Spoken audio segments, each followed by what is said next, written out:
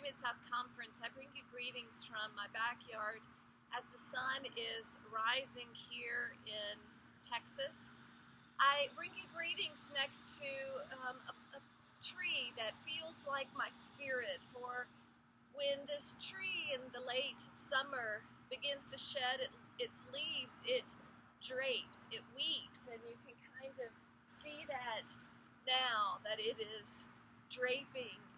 And then in many ways, my spirit has felt like this, weeping, draping, even in the midst of green, luscious life, that in the midst of the aftermath of the terrorist attack in Orlando, Florida, that my spirit and my emotions and my thoughts and my rage feels like I am weeping and draping, because what happened in Orlando should never happen. It's not supposed to happen, and yet all too often it has. When I learned about the shootings and terrorist attack in Orlando, I was boarding a plane coming back to Texas. And the more that I heard, the more that I learned about what happened and why it happened, and the fact that it was at a holy ground sanctuary, a Pulse nightclub in Orlando with LGBTQ brothers and sisters who are having fun during Pride Month, it makes me angry. And the fact that now this is tied to those who are of our Muslim faith, our brothers and sisters, that enrages me. And the fact that we are not supposed to talk about gun control or talk about the fact that an automatic weapon should not be allowed at any point to be sold, to be bought, so that someone can express their fear and their anger, it makes me mad. And so I wonder, what am I supposed to do with this? And especially, what am I as a conference minister supposed to say to you in some comforting, good, nice way? At first, when this happened, and on Sunday afternoon and evening, I wanted to try to arrange prayer vigils, and thank goodness my Sabbath was Monday, for I had some time to step away, to gain some perspective, and to remember that prayer is not just the time when we are silent and we do nothing. Prayer in the Hebrew and the Christian scriptures is often active.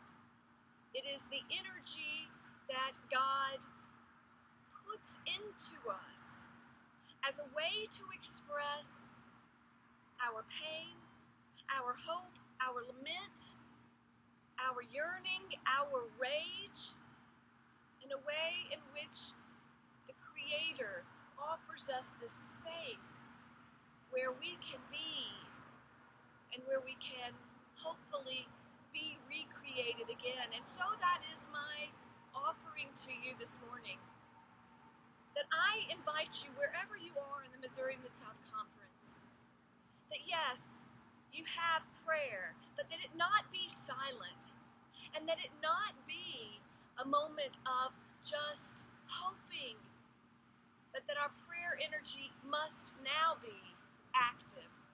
We must now write and email and call our elected officials of all ilk, local, state, and federal, to say that there must be some restrictions on guns that is wise and prudent and fair to all involved, but will not allow something like this to happen. We must let our prayers be active in our support of all of us who are gay, lesbian, bisexual, and transgender. The fear that has led to this, and now the fear that our own places of safety for so long, when the church and nowhere else, and the home and the workplace was somewhere where we as LGBTQ individuals could not be safe. We went to the gay nightclubs because we knew that there we would be safe. And now, even that place has been threatened and harmed. And so the fear of our LGBTQ brothers and sisters is real, and our prayer, my brothers and sisters, must be active. We must offer the message to all that we are a people and we are a place where there is sanctuary and there is safety in our welcoming place.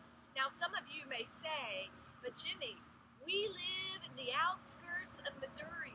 We live in the most rural places that you can't even imagine.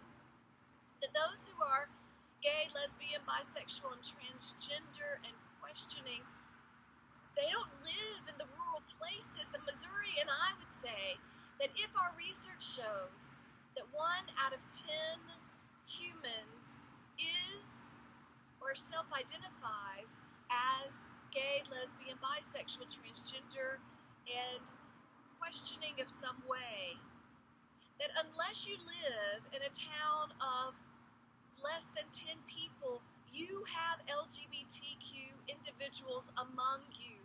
Unless you worship with less than 9 people in your church community, you have LGBTQ people among you. And that the message that you send, that all are welcome, and that love conquers all, that is the place where people will understand that they are safe. They are safe to be, they are safe to worship, they are safe to grieve, they are safe to be afraid, and they are safe to rebuild in this very, very fragile moment. And my brothers and sisters, you and I must stand in solidarity with our Muslim brothers and sisters, that this kind of atrocity cannot and will not be associated with a faith tradition as long and as deeply held in spiritual beliefs as our own faith tradition, that our Muslim brothers and sisters will be threatened against and will be harmed as well. These are the days when our prayer energy must be like Joshua in the midst of Jericho, circling around walls to say that no longer the walls of hatred, no longer the walls of violence, no longer the walls of anything that separates us from the very love of God, our Creator. That will not be tolerated ever again. That is my energy this morning. As the sun has risen, as my weeping tree is draping, even though it is full of life, still weeping and draping. My brothers and sisters, this day, may our prayer energy be one of action, writing and contacting our elected officials to say that automatic weapons of the caliber of war cannot and should not be allowed in our community places. This is the day where we must open wide our sanctuary and let the very pulse that is God's love, that comes in safe places that have been harmed like Pulse nightclub, that it may be the pulse of our sanctuaries to say all are welcome.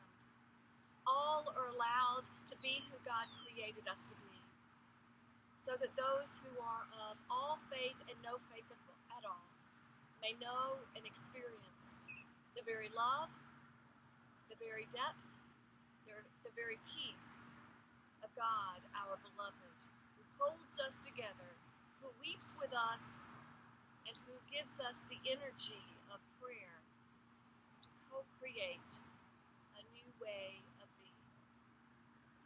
This is my prayer energy for this day, O brothers and sisters of the Missouri Mid-South Conference, this day and forevermore.